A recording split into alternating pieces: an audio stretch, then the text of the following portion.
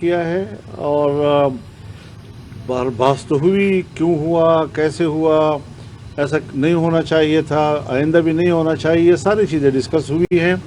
لیکن بہرحال آج انہوں نے جس مثبت رویے کا اظہار کیا, ہمیں اس پر ان کو داد دینی چاہیے اور ان کو خراج تحسین پیش کرنا چاہیے. کہ یہ جو پہلے فیصلہ کیا گیا تھا وہ محض لا علمی کی اتفاق تھا یا اس کے مجھے اس کا علم نہیں ہے, میں کسی مقدمے میں پیش نہیں ہوا ہوں.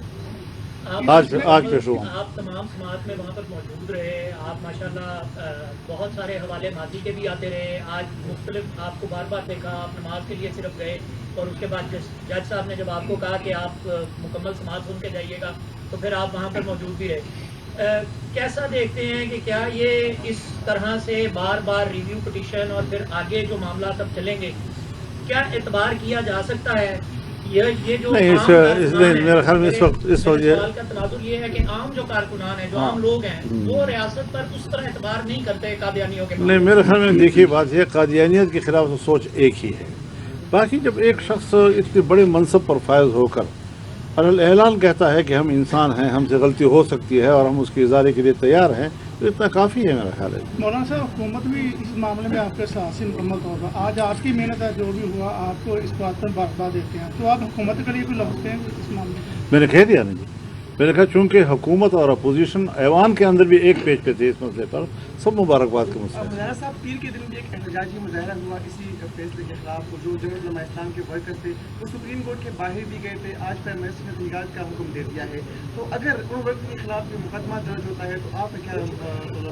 میرے خیال میں یہ جمہوریت میں ساری چیزیں چلتی رہتی ہیں, ہر مسئلے پر احتجاج بھی کرنا پڑتا ہے تاکہ ریاستی ادارے متوجہ ہوں اس طرف کہ پبلک کیا چاہتی ہے. اگر آپ پبلک میں نہیں جائیں گے, آپ احتجاج نہیں کریں گے, آپ کی آواز کوئی سنے گا ہی نہیں, تو اس طریقے سے تو پھر وہ مسئلہ ہی دب جاتا ہے.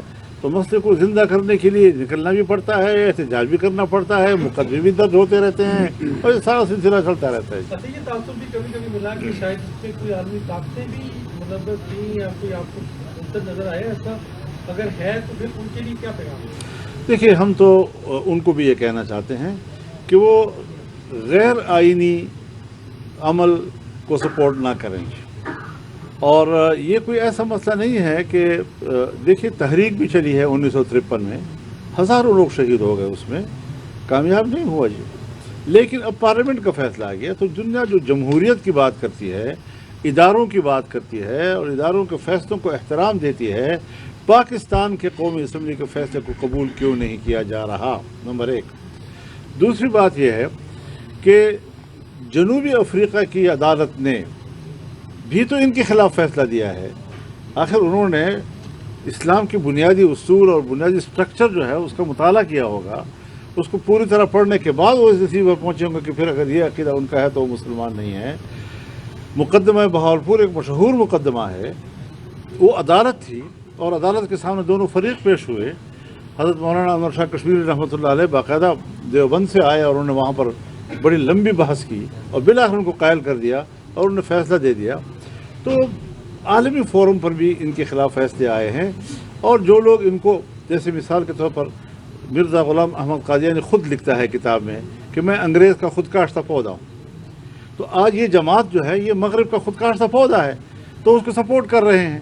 جس طرح اسرائیل ان کے لیے بس ناجائز بھی ہے تو ان کا بچہ ہے, اور ناجائز بچے کو بھی وہ قبول کر رہے ہیں. 40,000 50,000 تک انسانوں کا انہوں نے خون پی لیا ہے اور وہ دفن ہو چکے ہیں. یہ کوئی انسانی حق نہیں ہے کہ امریکہ اتنے بڑے زیادہ خون کو اور عام آدمی کے خون کو بہتے ہوئے دیکھ رہا ہے اور پھر بھی اسرائیل کو سپورٹ کر رہا ہے. کس منہ سے امریکہ آج کے بعد انسانی حقوق کی بات کرتا ہے؟ جو اس نے افغانستان میں کیا, جو اس نے عراق میں کیا, جو اس نے لیبیا میں کیا, جو اس نے شام میں کیا اور ابھی تک کر رہا ہے, اور آج فلسطین میں کر رہا ہے.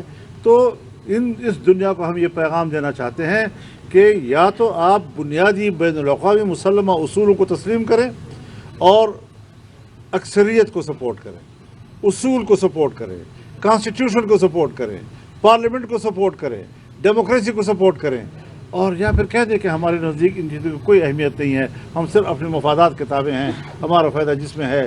تو جو میرا ایجنٹ بنتا ہے, چاہے وہ یہودی ہو, چاہے میرا ایجنٹ بنتا ہے اور وہ قادیانی ہو, مرزائی ہو, تو ہمیں وہ قبول ہیں اور پوری امت مسلمہ ہمیں قبول نہیں. یہ ترجیحات ان کو خود سوچنا چاہیے اور اس پر ان کو اپنے سوچ میں تبدیلی لانی چاہیے. بہت شکریہ.